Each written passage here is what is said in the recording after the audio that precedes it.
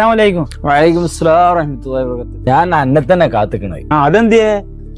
അന്റെ എളാപ്പാന്റെ മോനെ ഷെഫീഖിന്റെ റോഡിന്റെ പ്രശ്നല്ലേ, അതിനെ എന്റെ കാക്ക മൈനാജി 1,00,000 ഉറുപ്പ്യാണ് ചോദിക്കണത്. ഈ വിവരം ഒന്നിച്ച് ഷെഫീഖിനോട് പറയണം. 1,00,000? അത് 50,000 പറഞ്ഞ പൈസ കൊപ്പിച്ചല്ലോ. അതിപ്പോ എന്തിനാ നിങ്ങൾ ഇന്നെ കണ്ടു പറഞ്ഞ്? അവനോട് തന്നെ നേരിട്ട് പറഞ്ഞാ പോരെ. ഇനി എനിക്ക് അവനോട് പറയാൻ പറ്റൂല. കാക്കാന്റെ വാക്ക് കേട്ടാണ്ട് ഞാൻ 1-2 പ്രാവശ്യമായി അവനോട് മാറ്റി മാറ്റി പറഞ്ഞു. ഇനി ഞാൻ അവന്റെ അടുത്ത് ചെല്ലുമ്പോഴേ അവന്റെ പ്രതികരണം എങ്ങനെയാന്ന് പറയാൻ പറ്റൂല. ഏട്ടനും കണക്കാണ്, അഞ്ചനും കണക്കാണ്. പറയാനുള്ളൂ ഞാൻ പറഞ്ഞോളാ.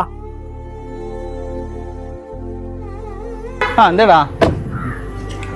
മായിനാജിന്റെ അഞ്ചൻ സുബൈറാക്ക ഒരു കാര്യം ഏൽപ്പിച്ചിരിക്കുന്നു. എപ്പോ? എന്റെ പുച്ഛക്ക് കണ്ടാണല്ലോ, ഒന്നും പറഞ്ഞില്ലല്ലോ. എന്താ പറഞ്ഞേ? അത് ആ റോഡിന്റെ വിഷയത്തില് മൂപ്പർക്ക് 1,00,000 രൂപ കിട്ടണല്ല. 1,00,000? 25 പറഞ്ഞപ്പോ 50 പോയി, 50 പോയിപ്പോ 1 ഞാൻ കണ്ടോളാം മൂപ്പരെ. സുബൈറെ, ഇത് സംഗതി തർക്കടില്ല. ഇത് നമുക്ക് എടുത്തുകൊണ്ട് ഒരു ആയുർവേദിക് റിസോർട്ടിന്റെ പ്ലാൻ ഉണ്ടാക്കാം. അത് നല്ല കാര്യമാണ് കാക്ക. അത് ഇവിടെ നടക്കും. അതിനുള്ളൊരു സ്കോപ്പ് ഇവിടെ ഉണ്ട്.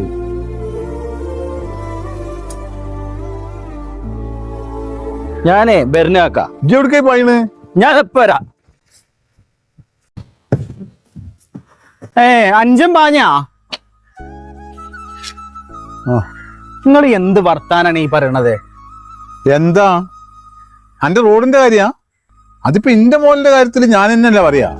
അവനാന്റെ മുതലിനെ വില പറഞ്ഞതിനൊന്നും കുഴപ്പമില്ല. അത് ഈ സ്വർണത്തിന് വില കൂട്ടുന്ന മാതിരി ഇങ്ങനെ കൂട്ടിക്കൊണ്ടുപോകല്ലേ വേണ്ട. മനുഷ്യനായാലും ഒരു വാക്കിനൊരു സ്ഥിരത വേണം. ഇജ്ജിപ്പോ അങ്ങനത്തെ വർത്താനൊന്നും പറയണ്ട.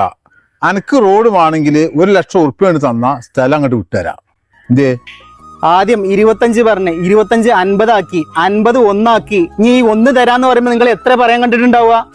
മനുഷ്യനായാലും ഒരു വാക്ക് പറഞ്ഞാൽ ഒരു വാക്കായിരിക്കണം. അന്ന് ലൈനിന് ഒപ്പിടിപ്പിക്കും. പിന്നോട് ഇതൊന്നുമല്ലല്ലോ നിങ്ങൾ പറഞ്ഞത്. അന്റെ അരു കൂടി ഒരു ലൈന് പോണീന്ന്, അത് മേലെ കൂടിയല്ലേ പോണത്. ഇജ്ജ് ഭൂമിക്കല്ലേ നീതി നടക്കണേ, ആകാശത്തിന് നീതി ഒന്നും നടക്കണില്ലല്ലോ.